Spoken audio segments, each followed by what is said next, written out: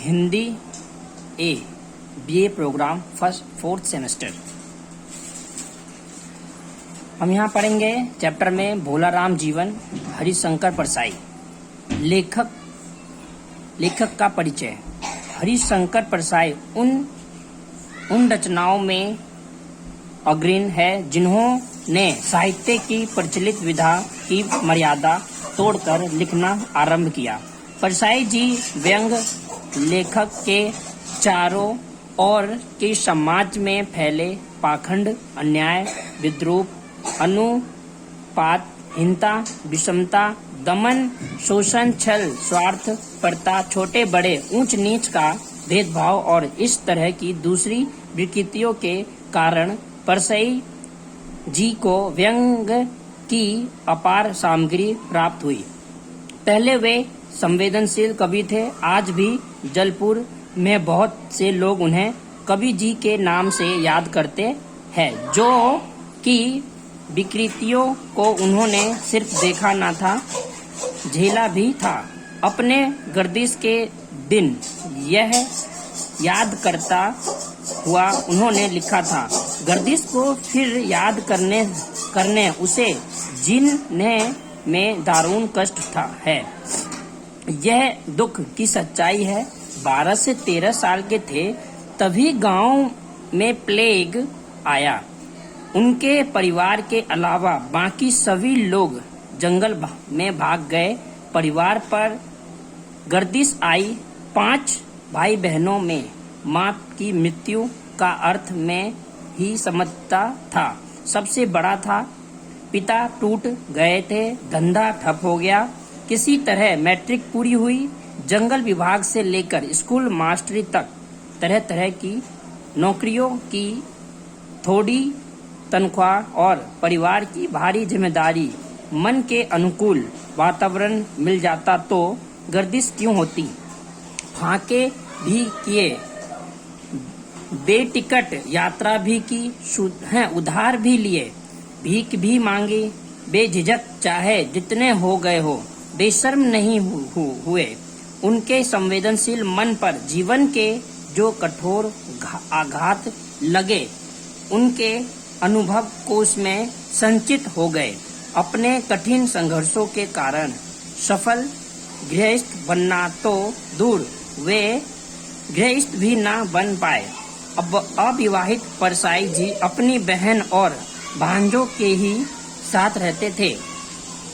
वर्तमान समाज के अंतर्विरोधों को, उससे मिलने वाली यंत्रणा को अत्यंत निकट से घुटन और पीड़ा के साथ अनुभव कर लेने के कारण परसाई जी के लेखक में व्यंग का एहसास पैनापन उभर कर आया है कि उनके प्रहार से आहत व्यक्ति उनसे शत्रुवत व्यवहार तक कर बैठता है। इसका एक ही उदाहरण पर्याप्त होगा। एक राजनीतिक दल के नेताओं के जीवन दर्शन और व्यवहार के अंतर्विरोध पर उन्होंने जनयुग साप्ताहिक में एक लेख प्रकाशित किया था, जिस पर कुपित होकर उस दल के कुछ कार्यकर्ताओं ने उनके निवास पर जाकर उन्हें लाठियों से पीटा था। साहित्य जगत में इसकी बड़ी तीखी प्रतिक्रिया हुई।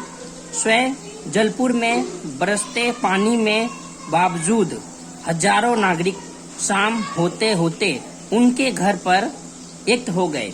इस सार्वजनिक प्रदर्शन से घबराकर उस दल के अधिकारी उनके पास पहुंचे और उन्होंने क्षमा मांगी। साथ ही यह भरोसा दिलाया कि आइंदा ऐसा नहीं होगा। परसाई जी आक्रमण के भय से दब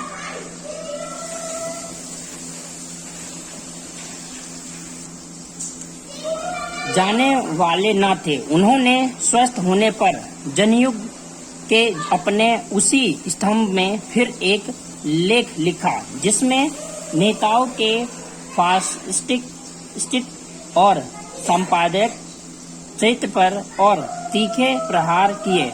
इससे यह पता चलता है कि परसाई जी अपनी बात के प्रति कुर्बानी देने को ही भी तैयार रहने वाले लेखक हैं। उनकी कथनी और करनी में फर्क नहीं है। कर्म और वचन की एकता ही परसाई जी के व्यक्तित्व और लेखन की गरिमा का प्रधान कारण है। परसाई जी ने लिखना क्यों शुरू किया, इस बारे में उनका यह कथन ध्यान देने लायक है। मेरा अनुमान है, मैंने लेखन को दुनिया से लड़ने के लिए एक हथियार के रूप में अपनाया। दूसरे इसी में मैंने अपना व्यक्तित्व की रक्षा का रास्ता देखा। तीसरे अपने को अवशिष्ट होने से बचाने के लिए मैंने लिखना शुरू कर दिया। यह बात शुरू में पूरी तरह सच रही होगी, परंतु इससे एक और चीज ध्वनित होती है।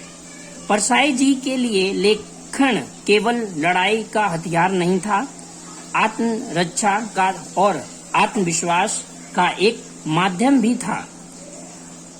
परसाई जी मूलतः व्यंग्य लेखक है। व्यंग्य को आमतौर पर ध्वंसात्मक विधा माना जाता है। अच्छे उद्देश्य के लिए भी व्यंग्य केवल बुरी चीजों को देखता है। उसका ध्यान सिर्फ उन्हीं बातों पर जाता है जिनका विरोध करना है। परसाई जी व्यंग्य को सकारात्मक वस्तु मानते हैं, नकारात्मक नहीं। उनका कहना है, व्यंग्य लेखक यही तो बताता है कि समाज में यह बुरी है या असंगत, यह अकल्याणकारी है। वह ऐसा इसलिए करता है क्योंकि वह दुखी है कि इतना बुरा क्यों हुआ। वह एक बेहतर मनुष्य, एक बेहतर समाज व्यवस्था के प्रति आस्था रखता है। एक संवेदनशील मनुष्य जिन आदर्शों को साकार देखना चाहता है, उनके विपरीत जीवन परिस्थितियां हो तो संघर्ष के लिए आगे बढ़ता है। परसाई जी का संघर्ष, उनका व्यंग्य लेखन इसी भावभूमि से उत्पन्न हुआ है। उसकी भूमिका जितनी ध्वंसात्मक है उतनी ही रचनात्मक है। परसाई जी के व्यंग्य लेखों को ना कहानी कहा जा सकता है ना निबंध। उनमें कहानी के गुण भी मिल जाएंगे, निबंध के भी और रेखा चित्र के भी, लेकिन वे इनमें से किसी भी विधा की परंपरागत मर्यादा में नहीं बंध पाएंगे। इन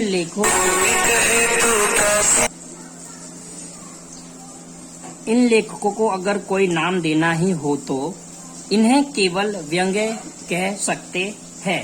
व्यंग्य लेखक के रूप में परसाई जी को हिंदी और विदेशी भाषाओं की एक लंबी परंपरा विरासत में मिली है। उदाहरण के लिए भारत के कबीर और बाल कृष्ण भट्ट, अमेरिका के मार्क ट्वेन और रूस के अंतोन चेखव को मिले।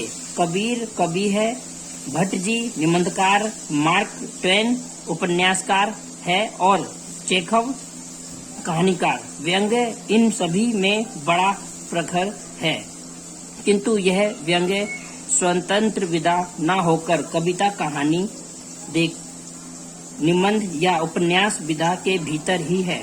परसाई जी ने इनसे व्यंग्य की कला सीखी। उन्होंने यह भी देखा कि व्यंग्य की अभिव्यक्ति निबंध और कविता में हो सकती है, कहानी और उपन्यास में भी व्यंग्य किसी एक विधा और पर निर्भर नहीं है। इससे उन्होंने यह परिणाम निकाला कि व्यंग्य को इन विधाओं से बाहर भी लाया जा सकता है। विधाओं का पालन किए बिना भी व्यंग्य लिखा जा सकता है। व्यंग्य के क्षेत्र में परसाई जी ने तरह तरह के प्रयोग किए। कहानी, डायरी, निबंध, पैरोडी, रेखाचित्र, संस्मरण, टिप्पणी, स्वप्न कथा आदि विभिन्न रूपों में उन्होंने व्यंग्य लिखे और साथ ही इन तत्वों को एक दूसरे में घुला मिलाकर व्यंग्य लेखन की अनेक शैलियों के प्रयोग किए। शुरू में उनकी ये रचना पत्रिकाओं में छपती तक न थी, परंतु उन्हें अपनी कला पर दृढ़ विश्वास था। परसाई जी आकारण कहा करते हैं कि ब्राह्मण पत्रिकाएं अपनी प्रांत में शूद्र व्यंग्य को नहीं बैठने देती है, किंतु अपने संघर्ष की महानता पर, अपने न्यायपूर्ण उद्देश्य पर परसाई जी का अडिग विश्वास था। इसलिए ब्राह्मण पत्रिकाएं उनके अछूत व्यंग्य का तिरस्कार करके भी उन्हें अपने पद से विचलित न कर सकी। उल्टे आज यह स्थिति है कि जिस पत्रिका में व्यंग्य लेख नहीं होते, उसकी पाठक मांग नहीं करते। जिस पत्रिका में व्यंग्य लेख होते हैं, उसे पाठक सबसे पहले पढ़ते हैं, और इसलिए व्यंग्य लेखकों की आज एक लंबी कतार हिंदी में बन गई है। इस तरह परसाई जी ने अपनी कला की शक्ति से न सिर्फ अपना स्थान साहित्य में बनाया, बल्कि उन्होंने जिस विधा या शैली को अपनाया, उससे भी साहित्य में प्रतिष्ठित कर दिया। ऊपर से देखने पर व्यंग्य बड़ा आक्रामक लगता है। उसका प्रहार ऐसा जान पड़ता है जैसे सामने खड़े व्यक्ति पर चाबुक की मार पड़ रही है। व्यंग्य से इस आक्रामकता को निकाल दीजिए, वह रास्ता और भोड़ा हास्य बनकर रह जाएगा। पति पत्नी या स्त्री पुरुष को लेकर लिखे गए अधिकांश व्यंग्य इसी फूहड़ हास्य की कोटि के है। व्यंग्य की आक्रामकता का एक पहलू वह है जहां उसकी चोट पड़ती है, लेकिन इस आक्रामकता का दूसरा पहलू वह है जहां से चोट की जाती है। परिष्कृत या साहित्यिक व्यंग्य में जितना महत्व व्यंग्य के लक्ष्य का है, जिस प्रकार चोट की जा रही है उसका है, उतना ही महत्व इस बात का भी है कि चोट किस तरह से और किस ढंग से और किस उद्देश्य से की जा रही है। कबीरदास हो या मार्क ट्वेन या अंतोन चेखव, किसी भी विश्व विख्यात साहित्यकार ने व्यंग्य को हमेशा शत्रु के चाबुक की तरह नहीं चलाया है। वे विवेक के अकेले ठेकेदार बनकर बाकी सबको ललकारने दुत्कारने वाले अहंकारी की तरह पेश नहीं आए। उन्होंने मनुष्य में, उसके विवेक में, उसके संघर्ष में और उसके मुख्य में भविष्य में गहरी आस्था प्रकट की। जो भी व्यक्ति, घटना या प्रवृत्तियां मनुष्य और मनुष्यता के विरोध में है, उन्हें इन रचनाओं ने अपने व्यंग का निशान बनाया है। अकारण नहीं कि हरिशंकर परसाई ने अनेक पत्रिकाओं में कबीरदास नाम से या कबीर की कोई पंक्ति चुनकर अपने कालम लिखे। कबीर की ही तरह परसाई जी की दिलचस्पी भी इस बात की कोई है कि जनता की विरोधी शक्तियां कमजोर हो, जनता की वास्तविक संस्कृति प्रेम, भाईचारे और समानता की संस्कृति सुदृढ़ हो। परसाई जी की ही तरह मार्क ट्वेन और अंतोन चेखव भी धनी, कुलीन, अत्याचार वर्गों के जीवन और संस्कृति पर निर्मम प्रहार करते हैं, जनता से गहरी हमदर्दी रखते हैं। परसाई जी यह बार बार कहते हैं कि अनुपात बोध, पीड़ित जनों से सहानुभूति, मनुष्य में भरोसा आदि ऐसे गुण हैं जिन्हें अपनाए बिना कोई व्यंग नहीं लिखा जा सकता। इन गुणों के बिना जीवन के उन मार्मिक स्थलों को पहचानना ही नहीं जा सकता जो व्यंग्य के लिए आधार और सामग्री प्रदान करते हैं।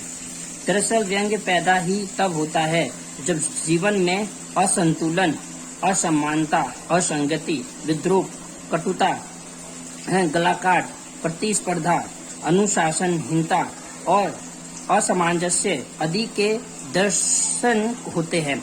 अगर सभी चीजें सही तरीके से चले, कहीं कोई खोट ना हो तो मजाक हो सकता है, हास्य हो सकता है, व्यंग्य नहीं हो सकता।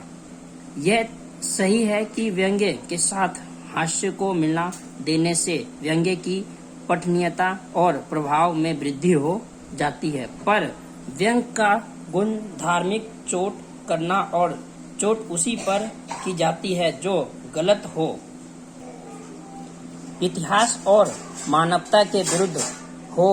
यही कारण है कि श्रेष्ठ व्यंग्य लेखक सदैव जनतांत्रिक विचारधारा से लेस होते हैं। परसाई जी जनतांत्रिक विचारधारा के सबसे उन्नत रूप हैं। मार्क्सवाद को अंगीकार करने वाले लेखक हैं। उनका यह विश्वास सर्वथा उचित है कि विचारधारी विहीन लेखक व्यंग्य नहीं लिख सकते। परसाई जी के अन्य मित्र और राष्ट्रवादी पत्रकार श्री मायाराम सूरजन ने ठीक कहा कि परसाई जैसी विषम परिस्थितियों में रहकर कोई भी सोचने समझने वाला आदमी मार्क्सवादी हो ही नहीं जाएगा। अब हम यहाँ पढ़ेंगे इस कहानी का सार। एक तरह से सारांश क्या है इस कहानी का। भोला राम का जीव। भोला राम नाम के एक ऐसे जीव की कथा है जो मृत्यु के बाद यमदूत की पर्याप्त सावधानी के बावजूद यमराज के दरबार में नहीं पहुंच पाता। धर्मराज, चित्रगुप्त और यमदूत सभी इस नई समस्या से परेशान हैं, क्योंकि ऐसा पहले कभी नहीं हुआ था। इस नई स्थिति पर सोच विचार करते हुए वे अनुमान लगाते हैं कि आजकल पृथ्वी लोक में भ्रष्टाचार और राजनीतिक दाव पेचों का बोलबाल है। कहीं भोला राम की आत्मा भी तो इन दाव पेचों की शिकार नहीं हो गई है। परंतु यह अनुमान निराधार प्रतीत होता है, क्योंकि वह किसी प्रभावशाली व्यक्ति की आत्मा नहीं थी। वह तो एक अति सामान्य नागरिक की आत्मा थी, जिससे किसी का भी स्वार्थ सिद्ध नहीं हो सकता था। इस विचार विमर्श के दौरान नारद जी का प्रवेश होता है। वे इस विचित्र समस्या के समाधान हेतु जांच पड़ताल का दायित्व लेते हैं और भोला राम का नाम पता पूछकर उसकी खोज में पृथ्वी पर आ जाते हैं। सर्वप्रथम वे भोला राम के घर पहुंचते हैं, इस आशा के कि संभवतः किसी ऐसे स्रोत का पता लग सके जिससे कि प्रति भोला राम का मोह हो और उसकी आत्मा वहीं अटक गई हो। बातचीत से उन्हें मोह का कारण तो ज्ञात नहीं हुआ, बस यही पता लगा पाए कि सरकारी दफ्तर में से रिटायर होने के 5 वर्ष बाद भी उनकी पेंशन नहीं मिल सकी। उसे पाने के लिए वे निरंतर प्रयत्न करते परंतु सब व्यर्थ। नियमित आय के अभाव में भूखों मरने की नौबत आ गई। भोला राम की पत्नी नारद जी से आग्रह करती है कि वे ही उनकी पेंशन के लिए प्रयत्न कर, जिससे कि उसे परिवार का पेट भर सके। नारद जी सरकारी दफ्तर में जाते हैं, जहां की भोला राम की पेंशन की फाइल रुकी पड़ी थी। दफ्तर के कर्मचारियों से ज्ञात हुआ कि भोला राम की अर्जियों पर इसलिए निर्णय नहीं लिया जा सका था कि उन पर वजन नहीं रखा गया था, अतएव वे हवा में उड़ गई। दफ्तर में इतने सारे पेपर वेट रखे होने के बावजूद वजन न रखने के कारण भोलाराम की दरख्वास्त उड़ने की बात नारद जी की समझ में नहीं आती। वे बड़े साहब से मिलते हैं। वे संकेतों से नारद जी को पेवरवेट का अभिप्राय समझाने का प्रयत्न करते हैं और अंत में नारद जी की वीणा को ही वजन की भांति रखने की बात कहते हैं। नारद जी के सहमत होते ही बड़े साहब भोलाराम की फाइल मांगते हैं। भोलाराम का जीव इसी फाइल में है। अपना नाम सुनकर वह समझता है कि शायद उसकी पेंशन के आदेश लेकर डाकिया आ गया है। नारद जी उसे समझते हैं कि वे उसे स्वर्ग ले जाने के लिए आए हैं, परंतु भोलाराम के जीव के लिए स्वर्ग का कोई आकर्षण नहीं, क्योंकि उसका मन तो अपने पेंशन के कागजों में ही अटका है। अतः वह नारद जी के साथ जाने से इनकार कर देते